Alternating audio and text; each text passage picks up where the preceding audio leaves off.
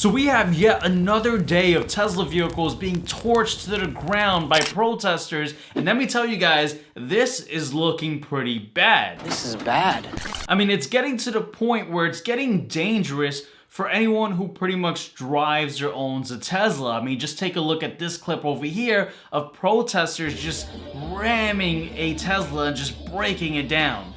And so in my previous videos, when I mentioned about how the Tesla brand has been pretty much tarnished as we're seeing all this chaos and ruckus going on, it's not a good look for Tesla. Now, by the way, I shouldn't have to say this, but regardless if you don't like Elon, regardless if you don't like Tesla or Doge or whatever your stance is, please, I beg you, just know that, protesting friendly, right? Making comments is fine, but vandalism, right, and destruction is not okay. Especially, again, for those who are doing this, right? Don't ruin your life, as now they're charging the individuals who do this as terrorists, right? Domestic terrorists. So please, by all means, do not do this. I shouldn't have to say that, but this is just something I guess I should have to say. Right now, going back into what's going on with the Tesla brand and Tesla stock, I want to go ahead and provide an update, as I've been talking about Tesla for quite some time. And around the peaks when Tesla was around $400 and so at its all-time euphoria, I mentioned that Tesla stock was going to keep falling down. And one of the things I talked about was, again, brand pretty much the brand loyalty just diminishing. Right now, one thing I also want to highlight is how it's getting so bad for people that own Teslas, because recently we had this website come out called Dogequest, which is pretty much publishing the names, the addresses, and the phone numbers of people who own Teslas across the entire country, and it has an interactive map with a Molotov cocktail cursor, right? Now, the site claims that it's going to be removing personal data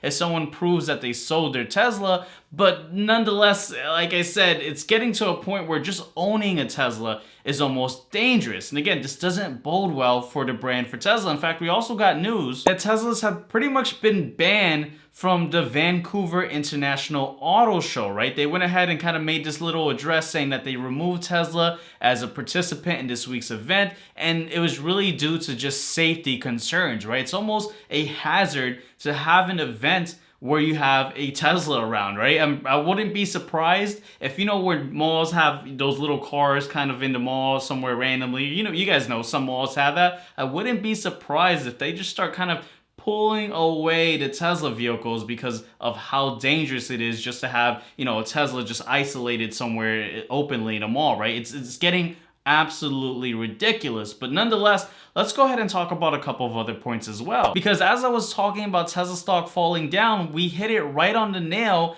But Tesla stock ended up kind of finding this bottom and then ultimately bounced up after we had Trump do this endorsement for the Tesla vehicles, where we had Trump and Elon kind of do this car dealership commercial in front of the White House, right, about how great Teslas were. And I got a lot of comments, a lot of emails of people saying, Justin, look, Trump is doing a, commercial for Tesla. Tesla stock is going to go to the moon. And indeed, we did end up seeing Tesla stock bounce. But as someone who, looks into all the different data points, right? I try to look at the fundamentals, the macroeconomic data, right? Also the alternative data, and as well as the technical data. The technicals were showing that there wasn't this confirmation of an uptrend, which is something I talk about within the Push and Profit private group. And because of that, I was like, maybe this is not the best time to scoop up some more shares, and we may end up seeing some more pain take place. And that's exactly what we ended up seeing, as Tesla stock is now falling down almost past to those lows that we just saw just about a week ago. Now, JP Morgan analysts suggest that Elon Musk's ongoing ties with the Trump administration could continue dragging Tesla down, possibly hammering both its share price and its sales figures through the first quarter, with the analysts going on to downgrade Tesla down to $120 per share for your 12-month target, which is pretty much 50% down from where it just was at 249. So one of the things I also mentioned in a previous video, which by the way, you could just check out, even though it's old news already. I mentioned that we were likely to see a lot of analysts kind of come out of the woods and start downgrading their price target for Tesla. And I talked about how these sell side analysts, that's pretty much what they do. I'm not going to go ahead and delve into what's the difference from a buy side analyst and a sell side analyst and why these sell side analysts are really just, glorified marketers. I won't go into that. That's for a completely different video. It'd be kind of redundant to say that again. But the point is, we're seeing these analysts now kind of start downgrading Tesla more frequently. They're all just coming out of nowhere saying, actually, I think the price should be a little bit lower. And that's exactly what we're currently seeing. It's happening.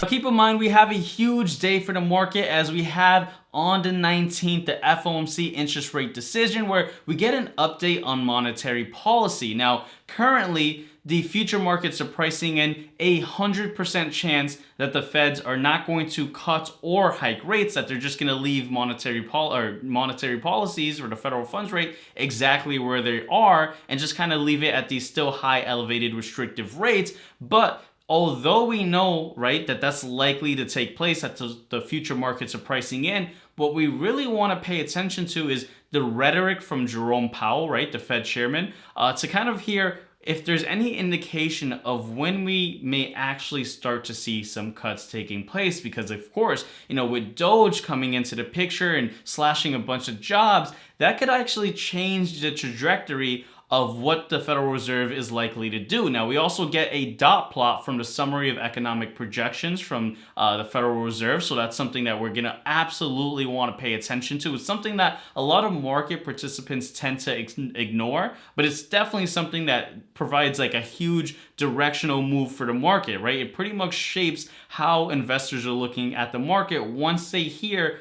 where the Federal Reserve has their head at. So definitely something that we're going to continue to watch. I'll probably make an updated video for that tomorrow. So make sure to hit that subscribe button if you haven't done so already. But let me know in the comment section down below, what are your thoughts for Tesla stock as we move forward? Do you guys believe that Tesla stock is going to continue falling down as many other analysts are now kind of downgrading to? Or do you think Tesla stock has bottomed out? I know for my answer, I kind of think there's more pain on the horizon, but of course, I'm always interested to hear what you guys have to say. And before you guys go, make sure to check out this video right over here where I break down the importance of looking at a line chart and when you'll want to look at a line chart. And with that said, I'll see you guys on that next video. Take care, guys.